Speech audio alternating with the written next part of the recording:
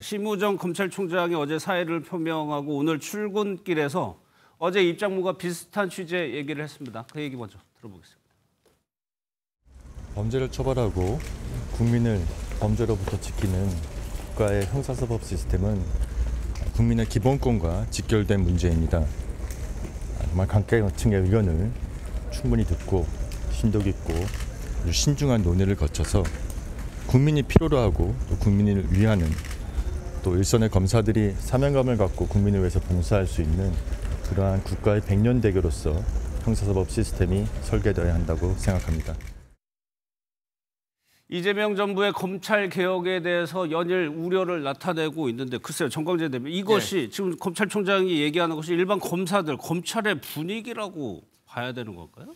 일반 검찰뿐만 아니라 많은 국민들이 공감하는 부분도 있을 겁니다. 민주당은 검찰 개혁이라는 아주 좋은 이름, 그러니까 개혁이라는 게 사실 생각해보면 가치 중립적인 단어는 아니에요. 개혁이라고 하면 다 좋은 뜻으로 해석할 수 있잖아요. 그런데 실제 민주당이 추진하려고 하는 검찰 개혁 방안이 정말 국민의 어떤 그 편익을 증가시킬 수 있는 좋은 방향으로의 개혁이냐, 이것과 관련해서는 좀 따져볼 대목이 있다는 거죠.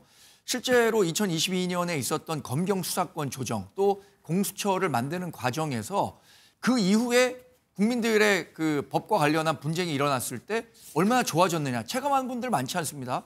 실제로 수사 기간은 굉장히 증가했다고 하고요. 범인 검거율은 떨어졌다는 통계들도 나와 있잖아요. 그래서 개혁이라는 이름으로 계약이 될 수 있다는 측면도 있기 때문에 정성호 법무부 장관이 굉장히 좋은 말씀하셨습니다. 이 검찰 개혁이라고 하는 것은 국회 내에서의 입법 사항이기 때문에 입법적인 내용이 보완이 돼야 된다는 거죠. 그 과정에서 국민의힘과 충분히 논의하겠다라고 했잖아요. 졸속 그 개혁은요, 그렇지 못한 것보다 훨씬 나쁩니다. 협상에서도 나쁜 딜보다 좋은 그 노딜이 배드 딜보다 낫다 이런 얘기 하잖아요.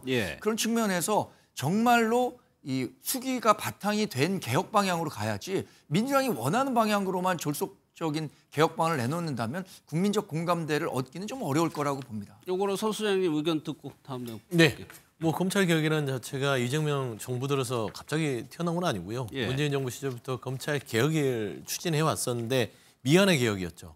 그리고 윤석열 정부가 들어서면서 한동훈 전 대표가 법무부 장관 시절에 검수완박이라는 국민의힘의 주장을 보완해서 검수 원복을 시켰죠. 시행령을 통해서. 그러면서 이제 검찰에 대한 개혁 자체가 멈췄습니다. 저는 이재명 정부 들어서 저는 이 검찰 개혁의 시계가 다시 돌아가는 것이고 어차피 그동안 오랫동안 축적되어 있는 검찰 개혁의 여러 가지 제도적인 보완, 뭐 새로운 게 없습니다. 그걸 입법적으로 추진하고 정부가 그거를 견인하는 역할들을 할 것인데 최근에 이제 검찰 인사, 그다음에 예전 정부에 있어서의 핵심 주요 보직들의 검찰 간부들이 이렇게 퇴임하는 것들을 보면 이제는 검찰 스스로도 개혁의 이 물꼬를 막을 수는 없겠구나. 그걸 느낀 것 같아요. 나머지 뭐 각 지검장들이 그만두는 거는 그렇게 볼 수 있으나 저는 심우정 검찰총장이 직을 내려놓은 것은 저는 뭐 어떤 검찰이라든지 검찰 개혁에 반발해서라기보다는 사실상 특검에 대한 수사를 받을 수밖에 없는 상황 아니겠습니까? 내란 특검의 대상이기도 하고요.